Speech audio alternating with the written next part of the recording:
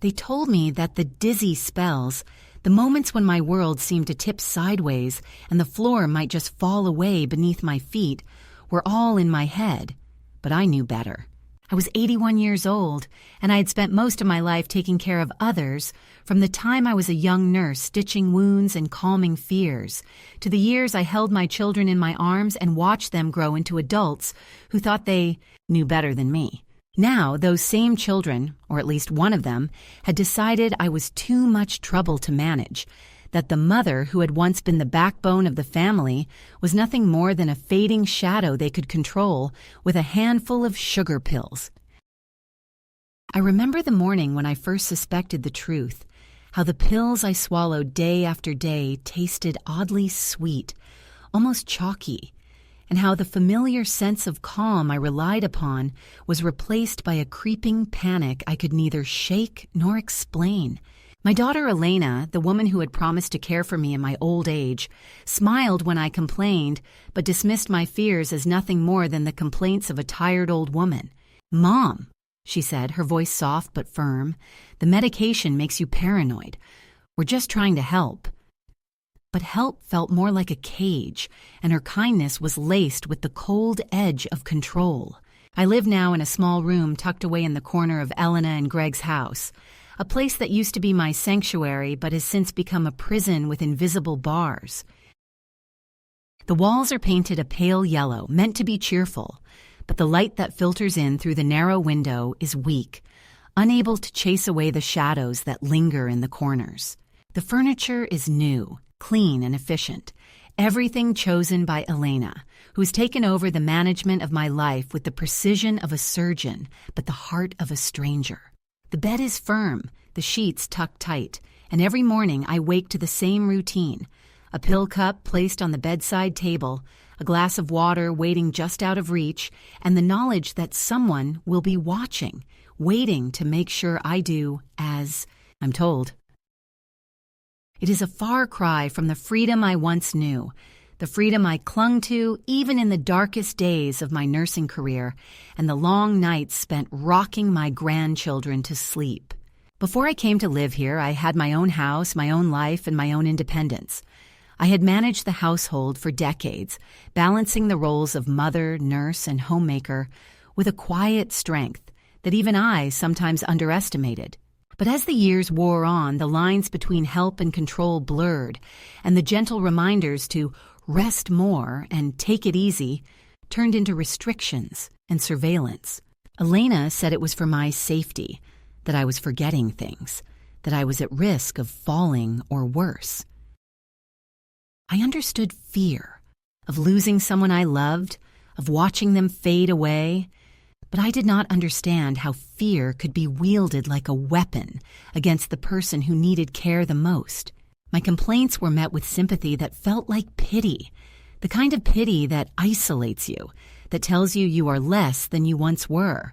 I was reduced to a patient, a subject of endless discussion between doctors and caregivers, none of whom asked me what I wanted or how I felt. The strongest moments of my day were those when I could steal a quiet breath alone, when I could close my eyes and remember the life I had lived before the walls closed in. The sugar pills were only part of the story, a symbol of the greater betrayal unfolding around me. They were a small, silent lie wrapped in white plastic, but the consequences echoed through every waking moment. Without the real medication, the episodes of anxiety and dizziness multiplied. I struggled to trust my own body, to know what was real and what was not. The place I called home became a place where my senses betrayed me, where I could no longer rely on the steady rhythm of my heartbeat or the gentle pulse of calm I had cultivated over years of practice and prayer. When I tried to speak up, Elena smiled and said, "It's all in your head, Mom," as if I were a child spinning tales. The humiliation cut deeper than any sharp word because it came cloaked in love, in concern, in a pretense of kindness that masked the hard truth. I was no longer in control of my own life. At night, when the house grew quiet and the shadows lengthened, I would lie awake listening to the hum of the refrigerator, the faint creak of floorboards, and the occasional murmur of voices drifting through the halls. Sometimes I imagined a life beyond these walls, a life where I could walk without fear, where my hands were steady and my mind clear. I thought about the old days, the days when I had a say in my own care, when the decisions about my health were mine to make. I pictured a kitchen filled with the smell of fresh bread and coffee, a garden where the sun warmed my face, and a chair by the window where I could watch the world go by without feeling invisible. Those moments were brief, like fragments of a dream slipping through my fingers, but they were enough to remind me that I was still here, still fighting, still alive. My daughter Elena and her husband Greg had taken on the roles of caretakers with a zeal that bordered on obsession. Every day was scheduled, every movement monitored. They told me it was for my protection, but the lines between protection and imprisonment grew thinner with each passing week. I was no longer a mother or a nurse or a woman who had once walked the halls of hospitals with confidence and purpose. I was a patient, a diagnosis, a problem to be managed. When I asked for real medication, Elena's eyes would flicker with impatience, and Greg would suggest I was overreacting. The truth was, they didn't want me to fight. They wanted me compliant, quiet, and out of the way. The family gatherings grew fewer and colder, the laughter more distant, and I was left alone with my thoughts, my fears, and the faint hope that someday, somehow, I would find a way back to myself. The cruelest part was the silence, the way the truth was whispered behind closed doors, how my concerns were dismissed without discussion. Elena had turned my doctor into an ally of convenience, a silent partner in the erasure of my autonomy. She spoke with him privately, ensured that my records showed improvement, and masked the absence of real medication with carefully crafted lies. When I asked questions, I was met with reassurances that felt hollow, like a bandage stretched too thin over a wound that refused to heal. I was left to wonder who I had become in their eyes, a fragile old woman to be managed or a threat to be neutralized. Despite it all, I held on to the knowledge that this was not the end of my story. There were moments when the old fire sparked inside me, when memories of a life lived on my own terms flared bright and sharp. I remembered the long shifts at the hospital, the hands I had held, the lives I had touched. I remembered the fierce independence that had carried me through years of loss and joy alike. And in the quiet, I began to plan, not out of anger or revenge, but out of a deep and abiding need to reclaim the dignity that had been stolen from me. The sugar pills were a symptom of a greater illness, an illness of neglect and erasure, and I was determined to find a cure. The house where I now lived was filled with the trappings of care, but lacked the essence of kindness. Elena's smiles were tight, her patience thin, and the air was heavy with unspoken tensions. Greg's presence was constant but distant, a reminder that this was not my home, but theirs. I learned to navigate the minefield of their expectations, to mask my true feelings behind polite nods and soft answers. I became a ghost in my own life, present but unseen, heard but not listened to. And yet, beneath the surface, a quiet revolution was stirring, a determination to rise above the diminished role I had been assigned and to reclaim the self that had never truly left. In those early days of realization, the taste of the sugar pills became a bitter symbol of everything I had lost. They were more than just false medicine. They were the erasure of my voice, the silencing of my pain, the denial of my existence. But they also became a catalyst, a spark that ignited a fierce resolve within me. I began to keep a journal, noting the times when I felt dizzy, the moments when the world seemed to tilt too far, the nights when sleep was impossible. I documented my feelings with the precision of a nurse, using my training to map the contours of my fading health. And in that act of recording, I found a measure of control, a small rebellion against the quiet violence being done to me. The world outside the walls of Elena and Greg's house seemed indifferent to my plight. Neighbors exchanged polite greetings but never asked how I was, and the few friends I had left faded into the background of a life that no longer included me. Visits were rare and brief, often interrupted by urgent phone calls or the demands of younger, busier lives. I was becoming invisible, a relic of a past no one wanted to acknowledge. Yet in that invisibility, I found strength. I realized that the fight was not just for medication or independence, but for recognition, for the right to be seen as a whole person, flawed and strong, vulnerable and unyielding. As the days passed, I learned to read the subtle cues of Elena's control, the way she timed my meals, monitored my conversations, and adjusted the medications without telling me. I discovered that resistance would have to be quiet, strategic, and deeply personal.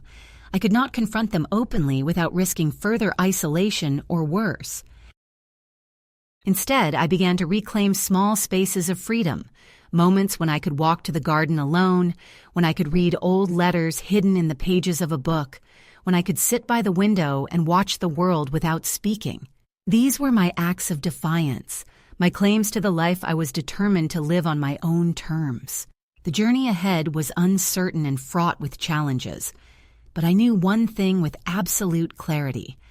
I would not be broken by their sugar pills or their silence. I would find a way to be heard, to be seen, and to be whole again. This story is not just mine.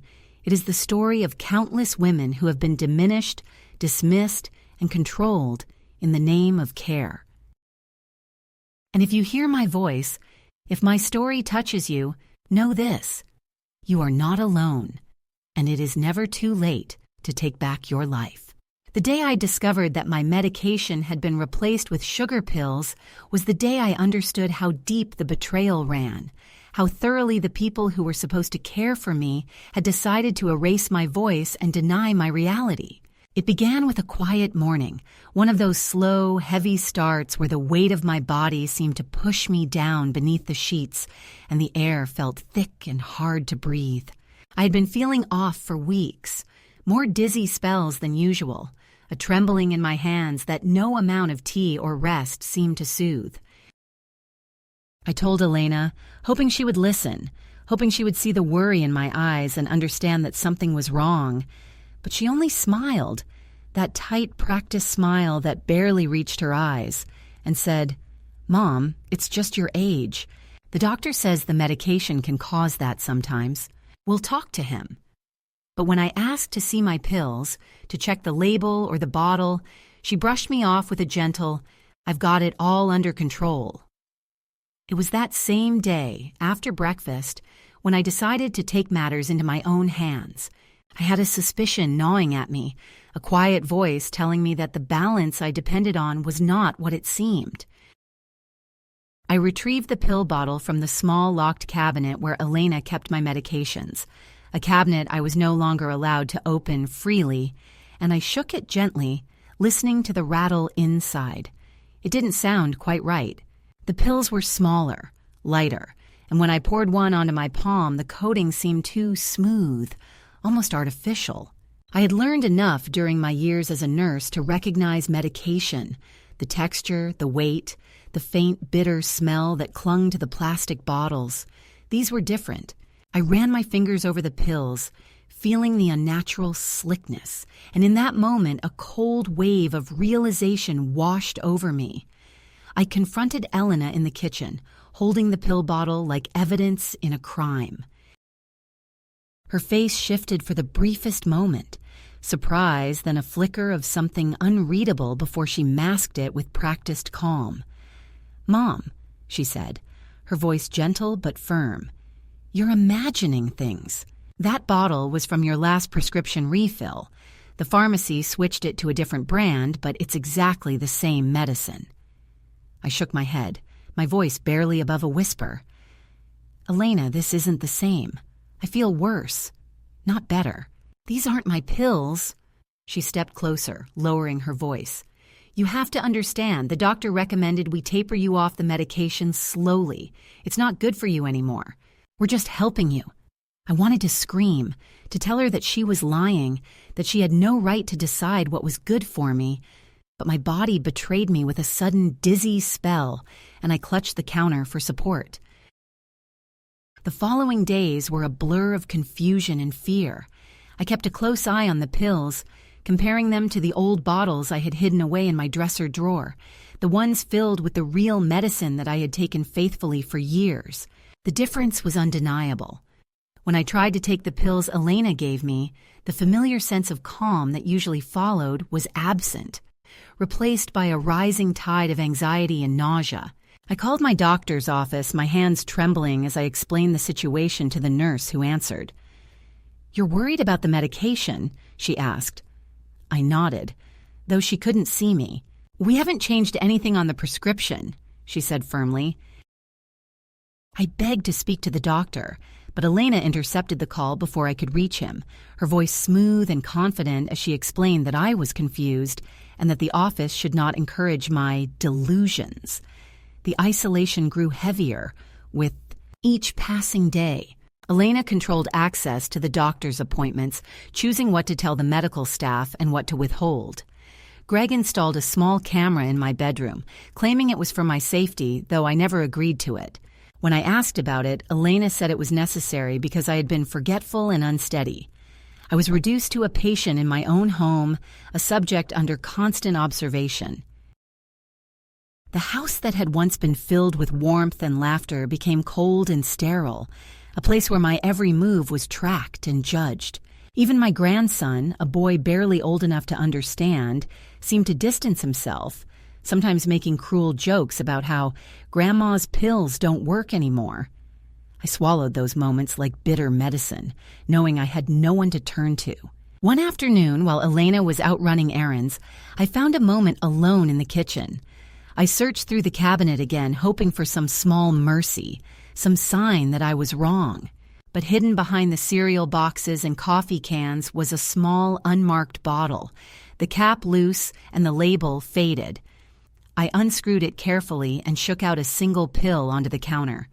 It was white, perfectly round and suspiciously light. I touched it to my tongue and felt the sickly, sweet taste of sugar, cold and artificial. A wave of anger and sorrow crashed over me, and for the first time, tears slid down my cheeks unchecked. I was being poisoned, not with venom, but with neglect and lies. The medication that kept me steady, that allowed me to face each day with some semblance of peace, had been taken away without my consent. My own daughter was betraying me in the quietest, cruelest way. That evening, I sat at the kitchen table long after the house had grown dark and silent. The clock ticked loudly in the background, marking the passage of time that felt increasingly out of my control. I thought about the years I had spent caring for Elena, for Greg, for my grandchildren, the sacrifices made without complaint. I thought about the dinners prepared, the scraped knees tended, the nights spent awake with worry and hope. And now, when I needed care the most, I was treated like a problem to be managed, an inconvenience to be silenced. The bitter taste of betrayal was sharper than any medicine I had ever taken. I knew then that I could no longer stay silent. The next morning, I resolved to take action, small as it might be. I began documenting everything: the pills I was given, the symptoms that worsened, the times I was denied access to the doctor. I wrote in a worn notebook I found tucked away in my dresser, a habit I had not kept for years. Each entry was an act of defiance, a claim to the truth of my experience. When Elena questioned me, I showed her the notes, the careful records of my decline. She dismissed them as the ramblings of an old woman who didn't understand her own mind.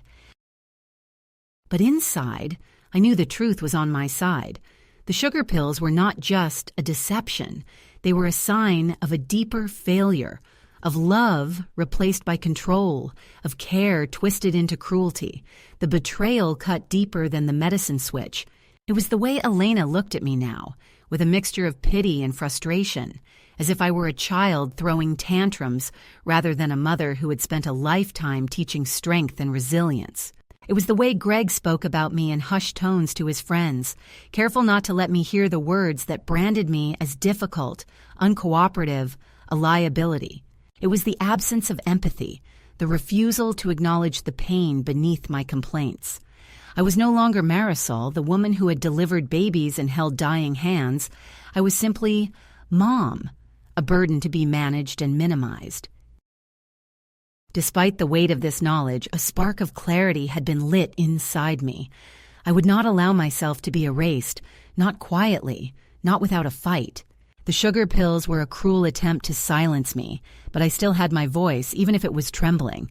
I began to plan, not out of anger, but out of necessity, to reclaim my dignity, my autonomy, and the right to live my final years on my own terms. The catalyst had been struck, and the quiet war for my freedom had begun. The pills were not just sugar. They were the bitter seed from which my resolve would grow.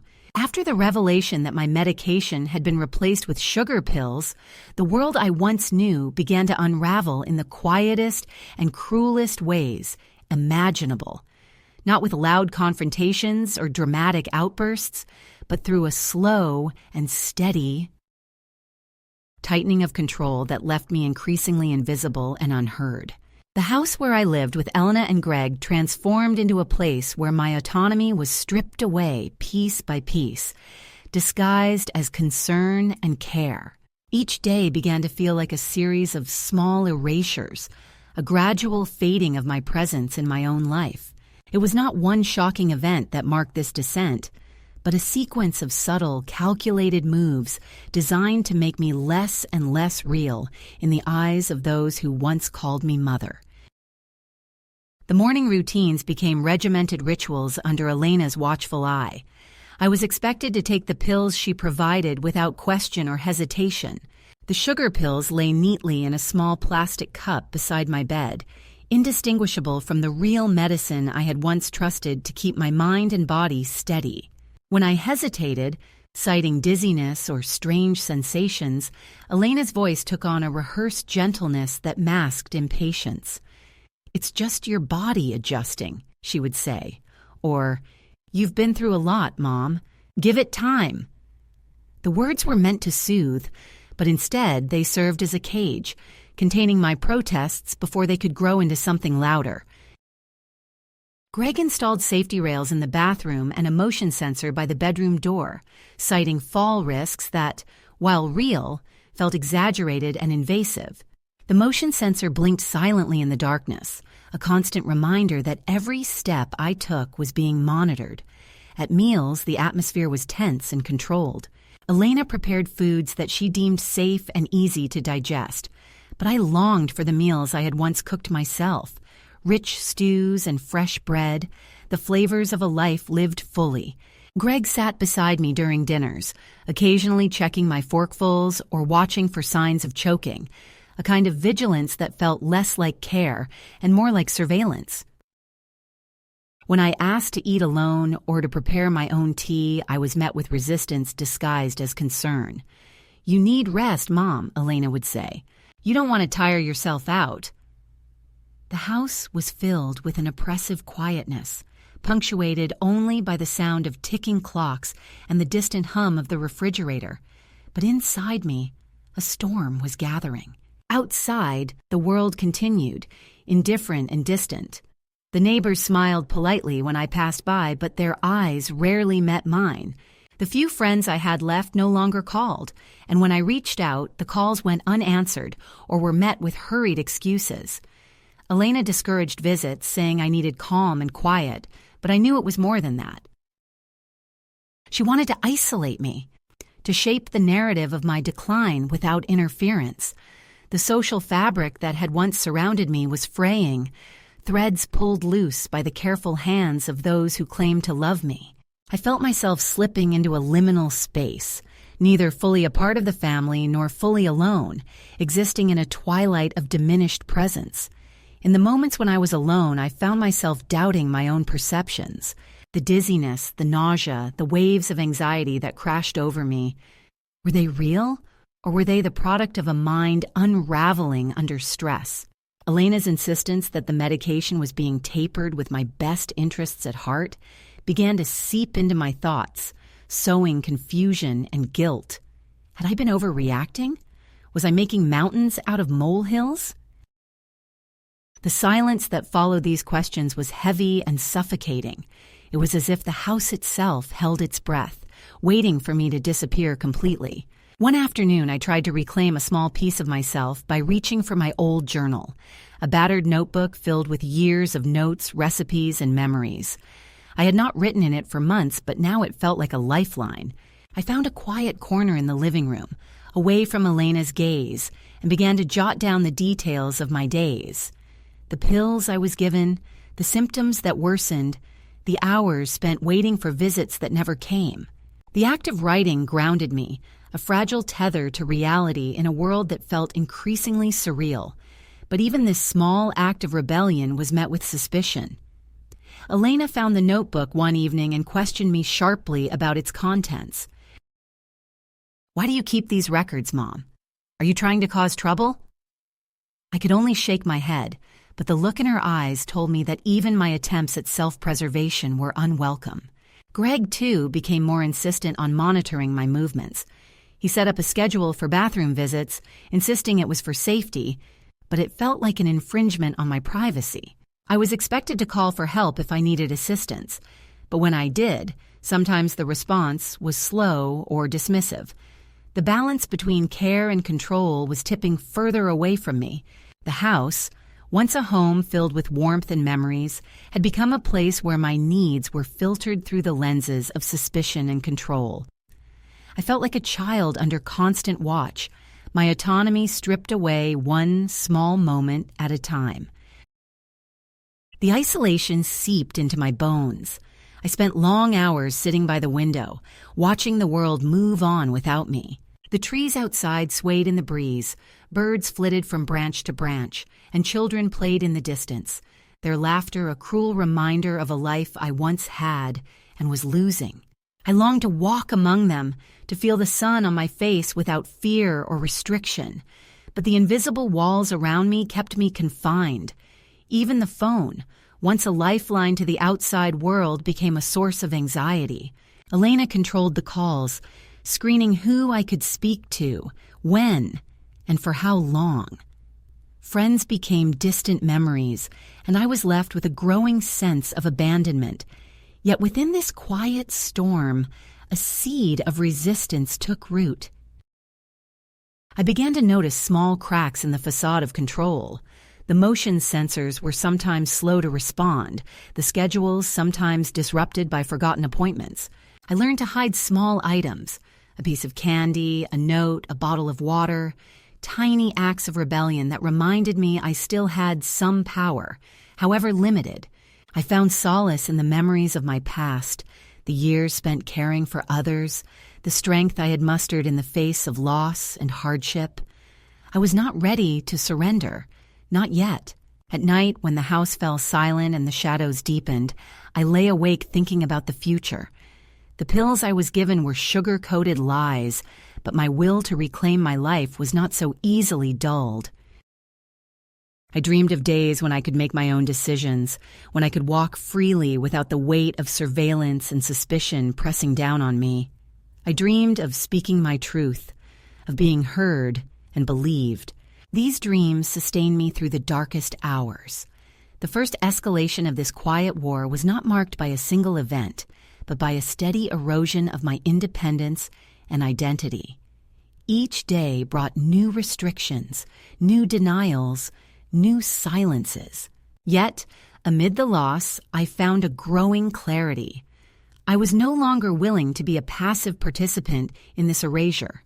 The sugar pills were a symptom, a sign of a deeper struggle for control and autonomy, and I was ready to fight back, not with anger or confrontation, but with quiet determination and the slow reclaiming of my voice. In the solitude of my confinement, I began to gather strength. I started making plans, small and tentative at first, but growing bolder with each passing day. I reached out to old friends in whispers and letters, rekindling connections that had lain dormant. I sought out information, learning about my rights and the means to regain control over my care. The path ahead was uncertain and fraught with obstacles, but I was no longer lost in the shadows. I was beginning to find the light. This was only the beginning, the first step in a journey that would test every ounce of my resilience and courage. But I knew, deep in my bones, that I would not be broken by the slow, suffocating control of those who claimed to love me. The pills might be sugar, the smiles might be false, but my spirit was real and unyielding. And as I closed my eyes each night, I whispered to myself a promise. I will find my way back. I will be heard. I will be free. One morning, as dawn filtered softly through the thin curtains, I awoke with a clarity I hadn't felt in months. The haze of confusion and fear that had wrapped itself around me like a suffocating cloak seemed, for a fleeting moment, to lift. It was in that quiet hour between sleep and waking, when the world is still and possibilities hang suspended like morning mist, that I realized I could no longer live as a passive shadow of myself. I was not simply an old woman fading away in someone else's care. I was a woman who had lived, who had loved, who had known strength.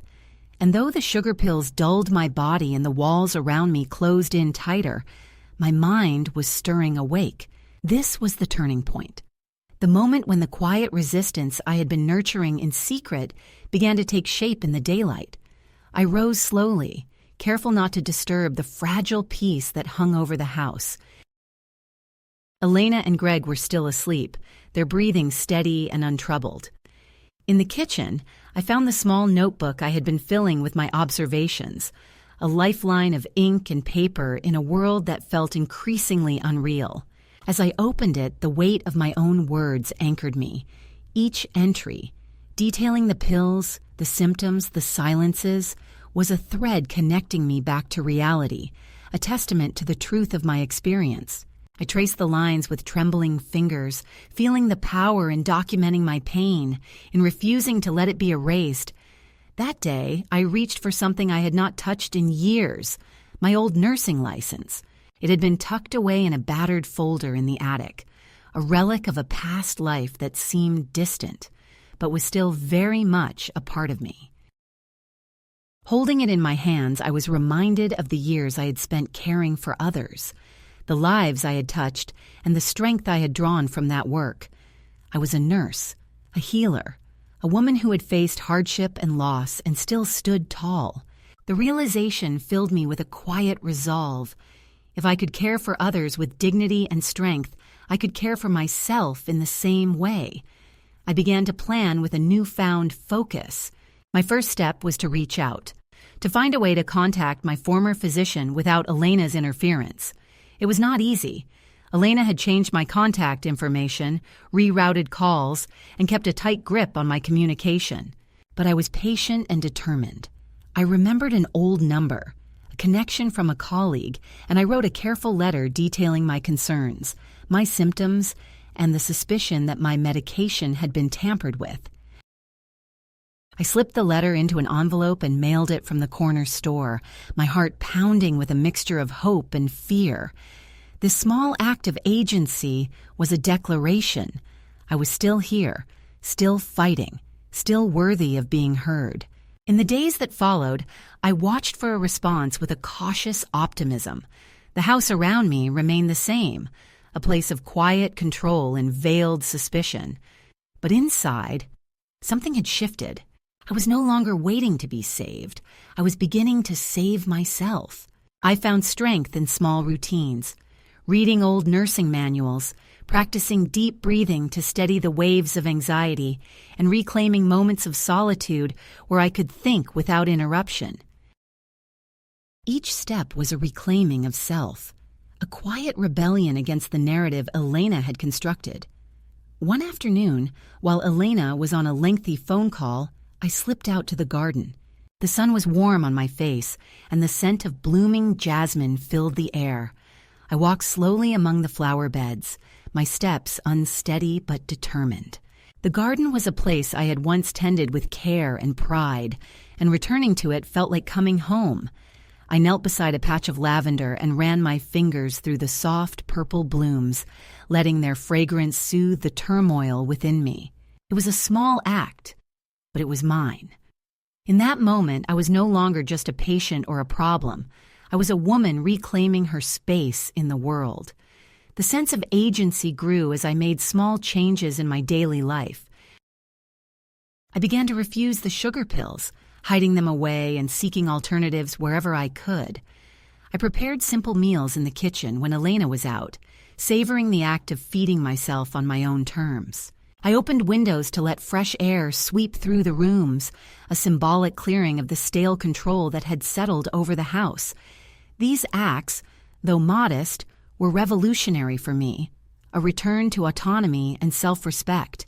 One evening, as twilight deepened and the house settled into silence, I sat by the window with a cup of tea and reflected on how far I had come. The path ahead was still uncertain, fraught with obstacles and the risk of retaliation. Elena's control was not easily broken, and Greg's watchful eyes were ever present. But I no longer felt powerless. I was a woman who had faced storms before and survived. The fight for my freedom was not a single battle, but a series of small, deliberate steps taken each day, and with each step, I reclaimed a piece of myself. The turning point was not marked by a grand gesture or confrontation, but by the quiet assertion of my will. I was no longer a passive recipient of care. I was an active participant in my life. The sugar pills, the surveillance, the dismissive smiles, all were met with a calm and steady resistance born from a deep knowing that my life was mine to live. I began to see Elena not as a protector, but as an obstacle to be navigated, a figure whose control could be challenged through patience and strategy. In the weeks that followed, I built a small network of support. I reached out to an old friend from my nursing days who lived nearby and confided in her the truth of my situation. Her response was a balm to my weary spirit, a reminder that I was not alone, that there were those who saw me and believed in my strength. We made plans for her to accompany me to doctor's appointments, a subtle reclaiming of my voice in the face of Elena's interference. The shift was as much internal as external. I no longer defined myself by Elena's judgments or Greg's watchful presence. I was rediscovering the woman I had been before the sugar pills dulled my senses, the woman who had loved fiercely, cared deeply, and stood with quiet strength in the face of adversity. This rediscovery was not without pain. It required confronting years of neglect and silence. But it was a necessary journey, a reclaiming of identity and dignity that had been long denied. In the solitude of my room, I wrote letters I would never send, words of truth and courage that flowed from my heart to the page. I wrote to my younger self, to the daughter I once was, to the mother I had become. These letters were a testament to my journey, a map of my resilience and hope. They were reminders that I was still here, still whole, still worthy of love and respect. The midpoint was not an end, but a beginning, a turning toward agency and self-determination that would shape the rest of my story. It was a quiet revolution, born from pain but fueled by hope. The sugar pills could dull my body, but they could not silence my spirit. I was ready to reclaim my life, one deliberate step at a time. The fragile sense of control and hope I had begun to build was soon put to the test, as the forces that had sought to contain me before now pressed harder, more urgently, more threateningly against the boundaries I had started to draw around myself. The second escalation of this quiet war was not marked by a single act, but by a relentless series of encounters that pushed me to my limits and forced me to confront not only those who wished to control me, but also the fears and doubts that lurked within my own heart. It was a time when the past and present collided, when the weight of betrayal and the hope of freedom clashed in every glance, every word, every moment of silence. It began with a letter, an unexpected intrusion that shattered the fragile peace I had carved out in the small corner of Elena and Greg's house. where I had begun to reclaim my life. The envelope was thick and heavy, the handwriting unmistakable. It was from Kieran, my grandson, the one bright spot of kindness and clarity in a family clouded by tension and mistrust.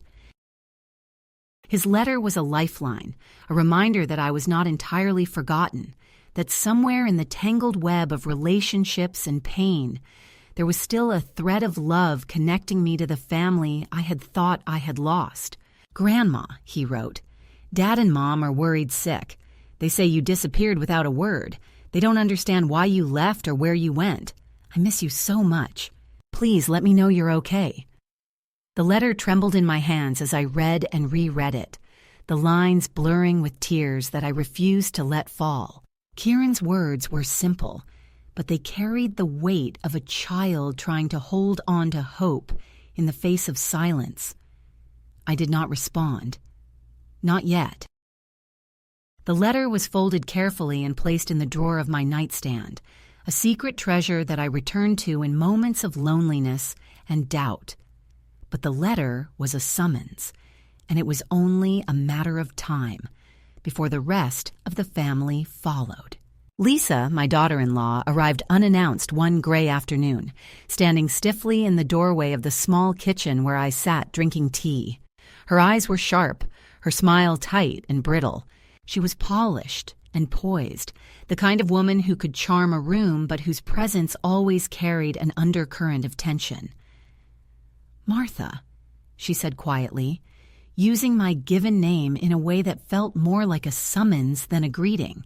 "Can we talk?" I nodded slowly and motioned toward the back of the house, where a small dining nook offered a semblance of privacy. The air between us was thick with unspoken words and years of hurt. Lisa spoke first, her voice low and measured. She told me of the panic that had gripped the family when I disappeared, the frantic searches, the calls, the unanswered messages. She painted a picture of worry and confusion, but beneath the words lay a subtle accusation, a suggestion that my choice to leave was selfish, reckless, a betrayal of the family's trust. I listened quietly, letting her words wash over me without anger or defense.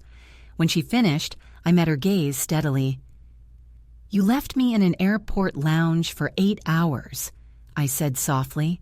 "You didn't call, you didn't check on me, and then you boarded the plane without me.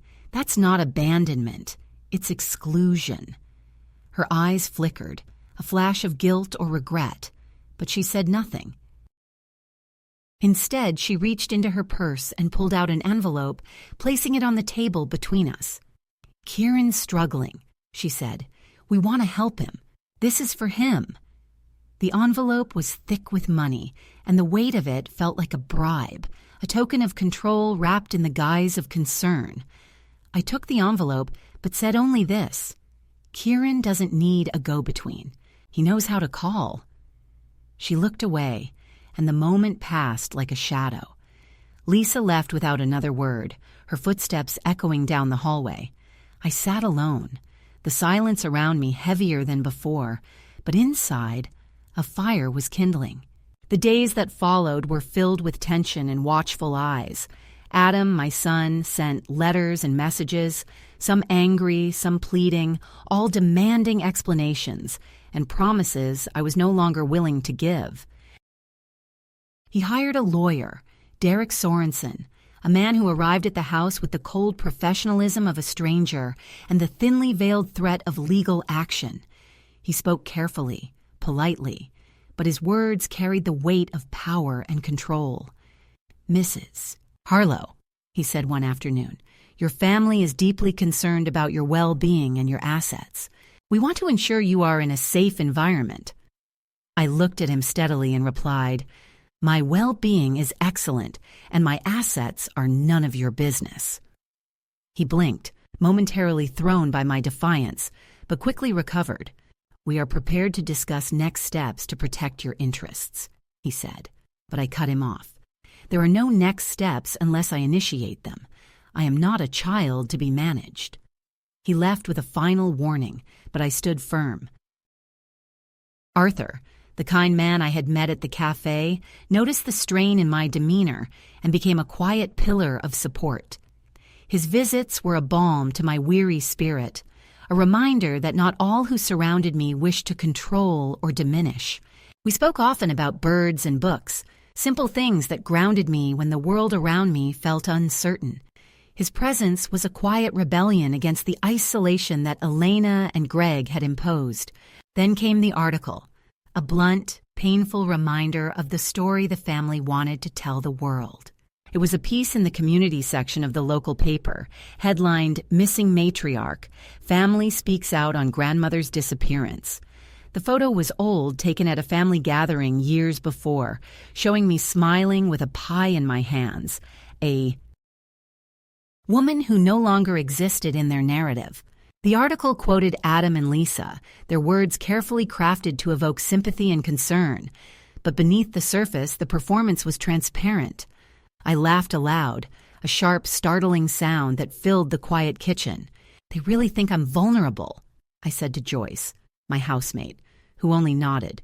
"They should come line up for the lawsuit." Heather, the woman who employed me at the cafe, saw the article and brought it to me during a busy morning rush. Her eyes were soft with concern. "You okay?" she asked.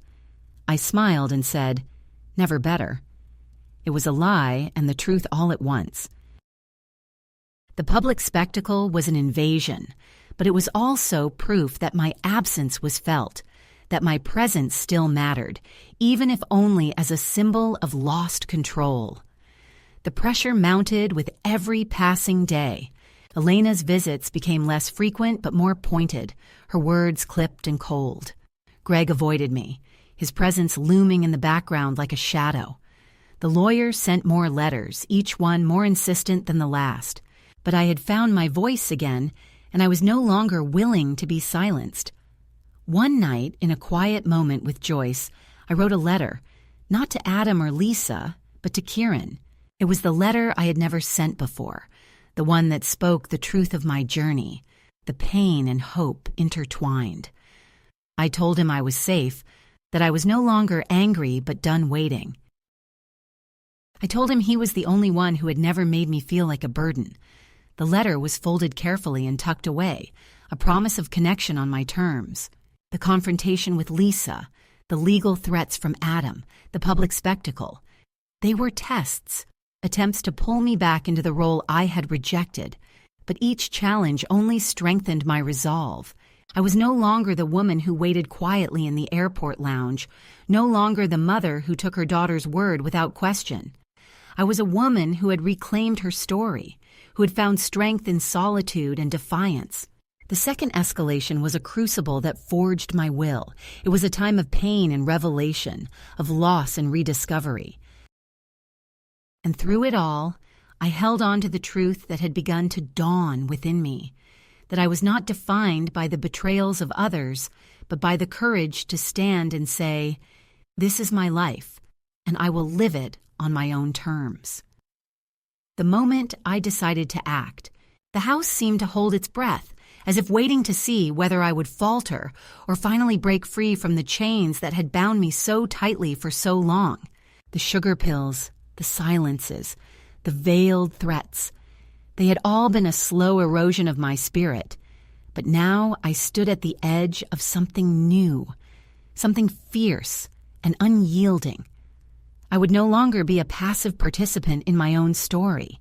I would reclaim my dignity, not with loud declarations or angry confrontations, but with a quiet, deliberate act that spoke louder than words ever could. It was time to make them see, not with fury, but with calm and clarity, that I was not the woman they thought they could control. I began with the toothpaste. It was a small thing, almost trivial to an outsider, but to me it was a symbol of the control they wielded over every aspect of my life. Each morning and night I brushed my teeth with a paste chosen and purchased by Elena and Greg, a daily ritual that had become a reminder of my diminished autonomy. I purchased a tube of bleach from the local store, a harsh, bitter-smelling liquid that promised cleanliness but carried with it a sting of danger. I was careful, precise, mixing just enough bleach with water to create a solution that looked innocuous but would be unmistakably unpleasant to taste. I replaced the toothpaste in the bathroom with my concoction, hiding the real tube beneath the sink. The next morning, I watched from the hallway as Greg and Elena moved through their routines, unaware of the small rebellion waiting in the bathroom. I heard the sound of the toothpaste cap unscrewing, the soft swish of the brush against teeth, and then the sudden cough and sputter that followed. Their confusion and irritation were palpable, the taste forcing them out of their carefully constructed composure. When Greg stormed into the kitchen, red-faced and muttering curses, Elena's eyes narrowed with suspicion. I met their gazes steadily, a quiet smile playing at the corners of my mouth. "Now you believe in symptoms?" I asked softly, my voice calm but firm. That moment was a turning point, a crack in the facade of control they had built around me. The toothpaste was not bleach enough to harm them, only enough to unsettle and disrupt the illusion of safety they had tried to impose. It was a message, a reminder that I was still here, still aware, and still capable of making choices on my own terms. Their shocked reactions were a testament to the power of small acts of defiance, the way even the quietest resistance could ripple outward and challenge the status quo. But my reclamation did not stop there. I gathered the documents that proved my ownership of my finances, the legal papers Elena had tried to hide, the bank statements she assumed I would never understand. With steady hands, I contacted a local attorney who specialized in elder rights and autonomy. I arranged a meeting, prepared to assert my legal independence and safeguard what was rightfully mine. It was an act of courage born not of rebellion but of necessity, a declaration that I was no longer a ward or a subject, but a woman with rights and a voice. The attorney's office was a quiet sanctuary, filled with the soft hum of air conditioning and the reassuring presence of books and paperwork. As I spoke, my voice steady despite the fluttering of nerves beneath, I recounted the story of the sugar pills, the surveillance, and the isolation. The attorney listened carefully, validating my experiences with professional calm and empathy. Together, we crafted a plan to protect my autonomy and challenge the attempts to control and diminish me. It was a turning point not only in my external circumstances, but in my inner world, a reclaiming of power that no one could take away. Returning home with a sense of purpose I had not felt in years, I found myself looking at Elena and Greg with new eyes. Their attempts at control now seemed transparent, even pathetic in their futility. I was no longer the woman who would silently accept their decisions. I was a force of quiet strength, a woman who had endured betrayal and emerged with a steady heart and clear mind. The power I had reclaimed was not a weapon but a shield, protecting the dignity and freedom I had fought so hard to regain. In the days that followed, the atmosphere in the house shifted subtly but unmistakably. Elena's smiles grew strained. Greg's watchfulness became hesitant. They realized that the woman they had tried to diminish was not only present, but resolute.